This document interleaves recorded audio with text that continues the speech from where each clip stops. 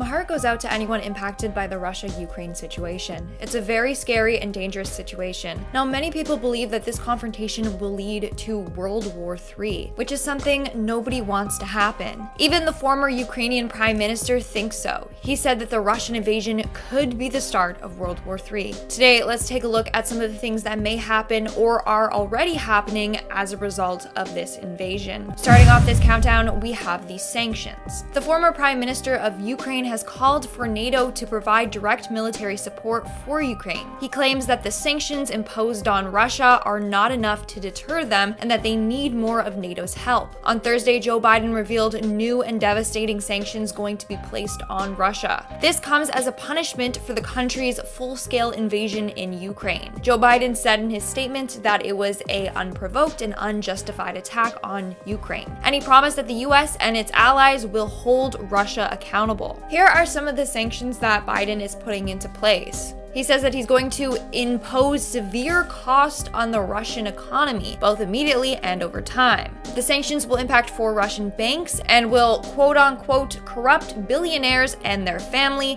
and anyone close to the Kremlin. Basically, they want to affect members of Putin's inner circle. Since the sanctions didn't stop Putin, now they're trying to punish him with them. Should he not ease up, who knows what other sanctions will be placed on him. In our 9th spot today, we have the destroyed country. Many people are fearful that Putin won't stop until the Ukraine is completely destroyed. Many others believe that this invasion could be the start of the Third World War. Again, I'm praying that this won't happen. But the former Prime Minister of Ukraine has warned everyone that it might lead to that. He said, and I quote, "It could be the start of a Third World War. We should realize it because Putin will not stop." He continued on saying that Putin will destroy their country. But he also added that he is ready to fight to defend his country. Everyone at this moment just wants to keep Ukraine safe and stop the conflict from escalating even more. As soon as other countries get involved, it's a world war. Coming in at number 8, we have the puppet state.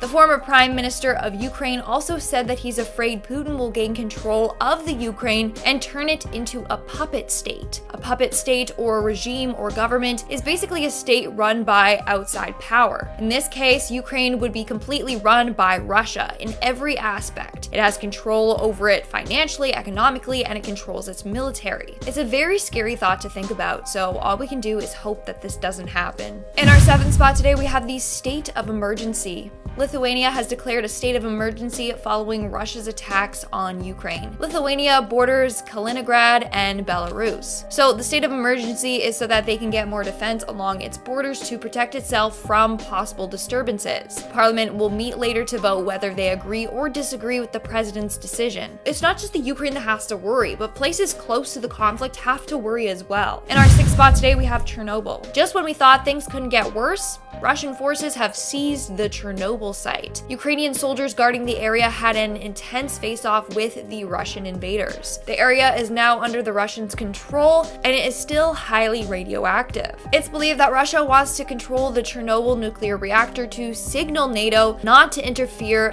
with its military. Ukrainian officials are worrying that having the Russians there could endanger the containment zone safety protocols. It could just lead to another nuclear catastrophe. All we can hope is that Russia just did this to intimidate everyone and they're not actually going to release the toxic materials. We are now at our 5th and halfway mark with the stock crash. Following Russia's attack against Ukraine, the stock market tanked. Now I'm going to be honest, I know nothing about stocks, but I'm going to try and explain what's going on. Just don't come for me if I say anything wrong, because I probably will. Basically, investors are worried that the sanctions placed on Russia will hurt businesses there, so they're jumping boat, okay? The Russian stocks ended up crashing 33% and the ruble plunged to record low. For example, Yandex, which is Russia's Google, dropped more than a half on Thursday. The Dow was down more than 550 points and could suffer its biggest drop in 2022. Investors, and I quote, fled stocks for safer havens, including oil, gold, and bonds. Even US stocks started to crash as well. Should things continue, the market will just continue to crash. In our fourth spot today, we have the gas prices. Gas prices have skyrocketed due to the invasion.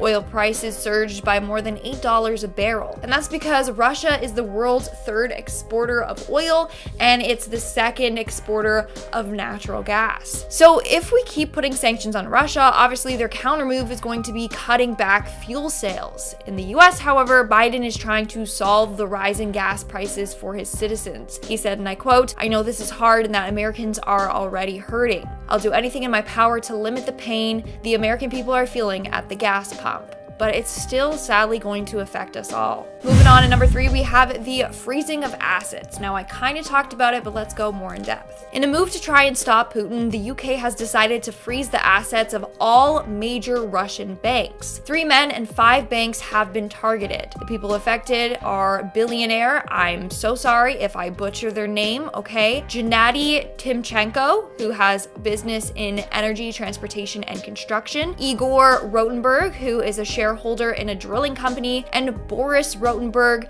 the co-owner of the largest construction company for gas pipelines and electrical power supply lines in Russia. The banks affected are not the biggest ones, but banks known to be used by Putin's inner circle. Coming in at number 2, we have the consequences. Putin warned other countries that if they attempt to interfere with this situation, then it would lead to, and I quote, "consequences you have never seen." Now, is he bluffing? Maybe. He might be scared that NATO will take him down. Or maybe he actually means war. What's scary is that we know Russia has a number of nuclear weapons, and the last thing we want is a deadly nuclear war. I think countries and leaders know that nothing good will come of it. But still, we can't help but worry.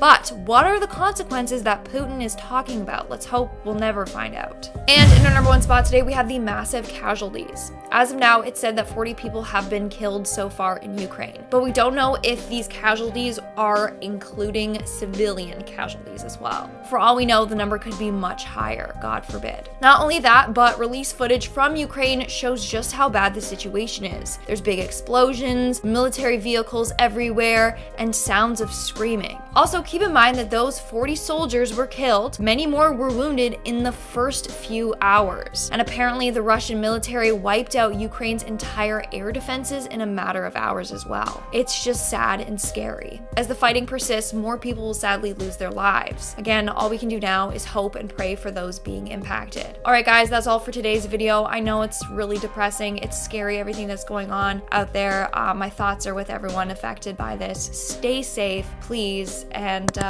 yeah, I'll see you when I see you. Bye, guys.